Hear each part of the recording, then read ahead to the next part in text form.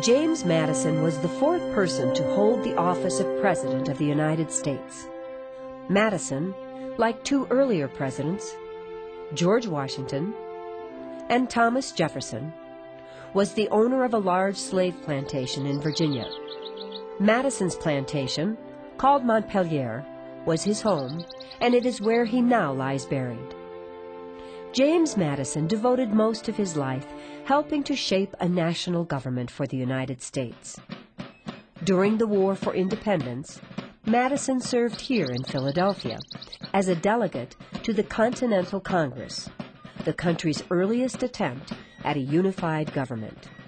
And when the Constitutional Convention was held here in 1787, he represented the state of Virginia in framing a constitution for the United States. In fact, it is because of his enormous contributions to this great document that James Madison is often remembered as the father of the Constitution. Under Thomas Jefferson, Madison served as the Secretary of State. Before that, during the presidency of George Washington, Madison served in the House of Representatives and was largely responsible for drafting the Bill of Rights, the constitutional amendments that guarantee Americans their most basic freedoms. It is ironic to note that only 6 months before he began to work on the U.S. Constitution, Madison placed this ad in the Virginia Gazette, offering a reward of $20 for the capture of one of his slaves who had run away. In 1808, the year James Madison was elected president, the importation of slaves was banned in the United States. Under this law, slaves already in the country remained their master's property, but no new slaves could be imported. However, this law was unpopular in the South and was not enforced. Consequently, large numbers of Africans continued to be shipped to southern ports, where they were sold at public slave auctions, such as the one advertised here. When James Madison took over as president in 1809, the United States was in the grip of a 2-year economic downturn created by self-imposed restrictions on trade that forbade American ships from sailing to foreign ports. These restrictions were contained in the Embargo Act of 1807, a law that was intended to punish foreign nations, especially France and Great Britain, for not respecting America's shipping rights by searching U.S. ships, seizing cargo, and forcing American sailors to work for them against their will. This graph, depicting changes in U.S. exports from 1805 to 1812, clearly shows what happened as a result of U.S. trade restrictions. In 1806, American exports were $110 million. But after the passage of the Embargo Act in 1807, exports fell dramatically to only $20 million.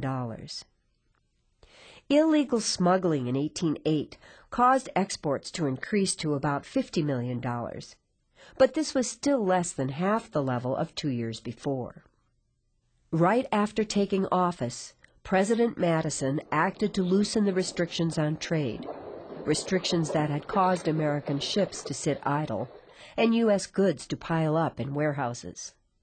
So, still hoping to force France and Britain into ending their interference, a new law was enacted that permitted American ships to trade with all foreign nations except for these two. Unfortunately, the new law, called the Non-Intercourse Act, was no more successful at halting British and French interference with American shipping than the Embargo Act had been. Not only that, under the new law, U.S. exports failed to increase, and the nation's economy continued to suffer.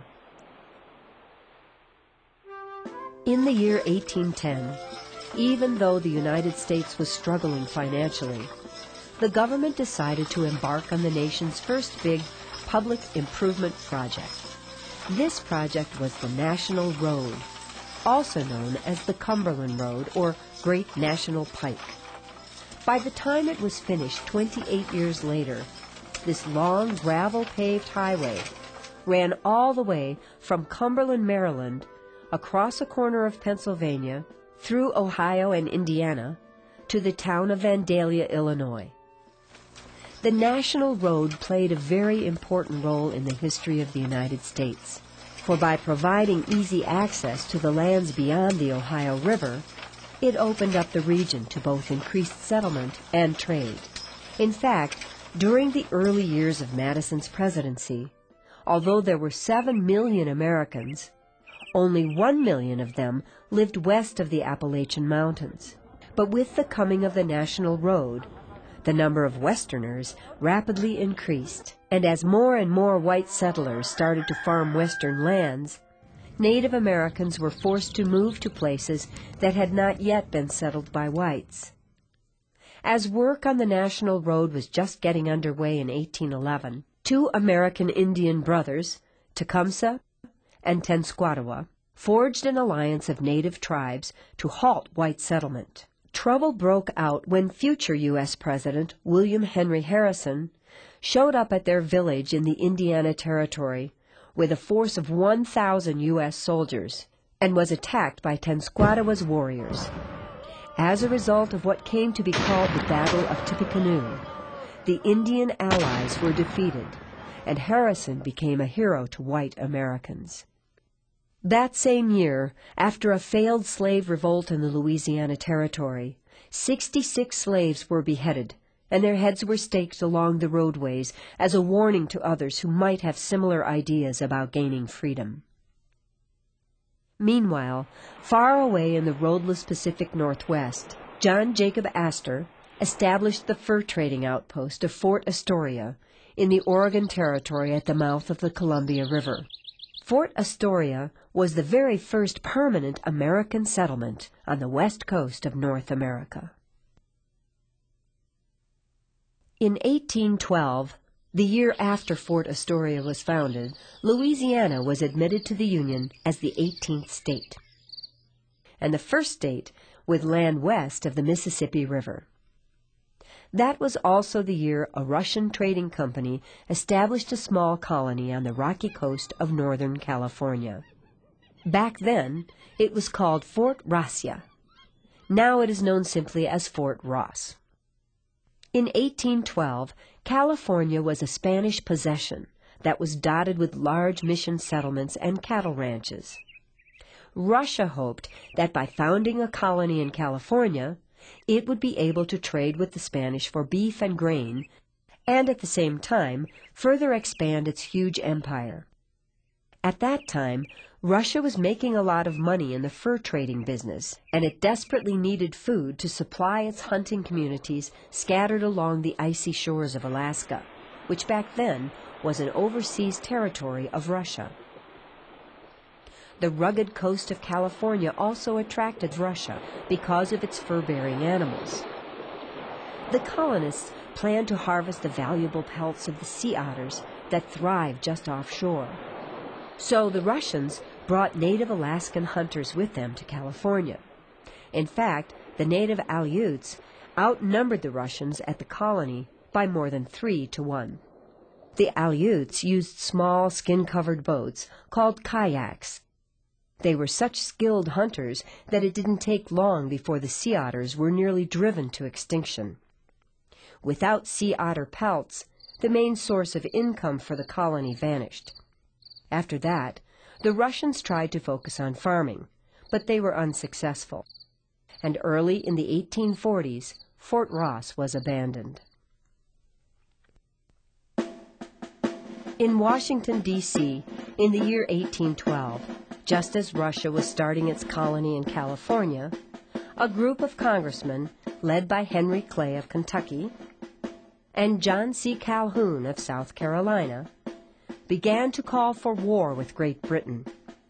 Their group, known back then as the War Hawks, wanted to punish the British for their constant interference with American shipping. President Madison owed his election to the Southern and Western voters represented by the War Hawks, and perhaps that helped inspire him to take up their cause. Shortly after war was declared in the summer of 1812, the conflict was called Mr. Madison's War, but now we call it the War of 1812. Early in the war, the American frigate USS Constitution destroyed an important British warship. However, the much more powerful British Navy easily maintained a blockade of America's shipping lanes. By 1813, the fighting focused on the border with Canada, a land the Warhawks hoped to make part of the United States. Nevertheless, British forces held fast and repelled the American invasions. Although there was one memorable U.S. success that year, when Oliver Hazard Perry defeated a British fleet on Lake Erie. Meanwhile, far to the west in the Oregon Territory, Britain captured the new American fur trading outpost of Fort Astoria. Back east, fighting shifted away from the border, and in August of 1814, British forces took control of Washington, D.C. During the attack, Fort Washington, seen here, the main fortification for the defense of the capital, was blown up by terrified American forces so it wouldn't fall into enemy hands. Nevertheless, frightened politicians fled as British troops set fire to the city, burning both the White House and the U.S. Capitol. Then the attackers moved north to take the port city of Baltimore, Maryland, and Fort McHenry, that was designed to defend it. All through the night of September 13, 1814, British ships unleashed a full-scale cannon and rocket barrage. But as the sun came up and the shelling finally ceased, the flag of the United States still flew over Fort McHenry. The Americans had survived the brutal attack, and the British fleet had departed.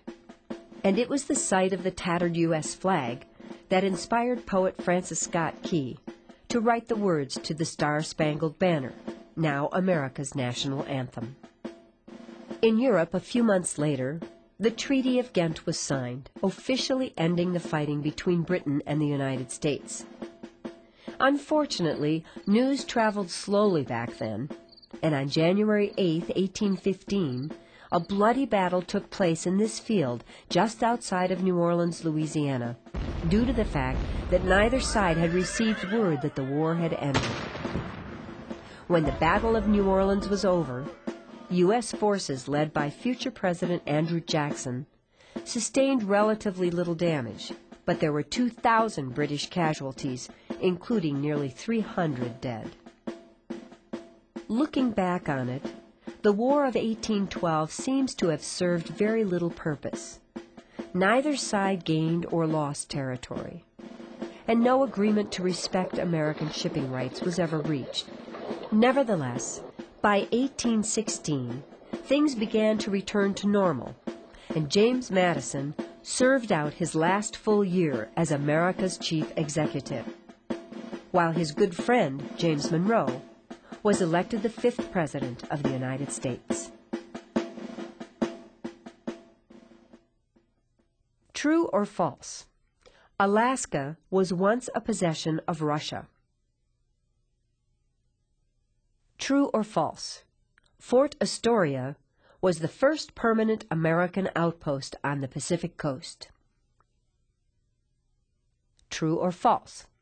U.S. exports improved tremendously soon after Madison took office. True or false? The National Road was the first big public improvement project undertaken in the United States. True or false? The War of 1812 added a large amount of territory to the United States.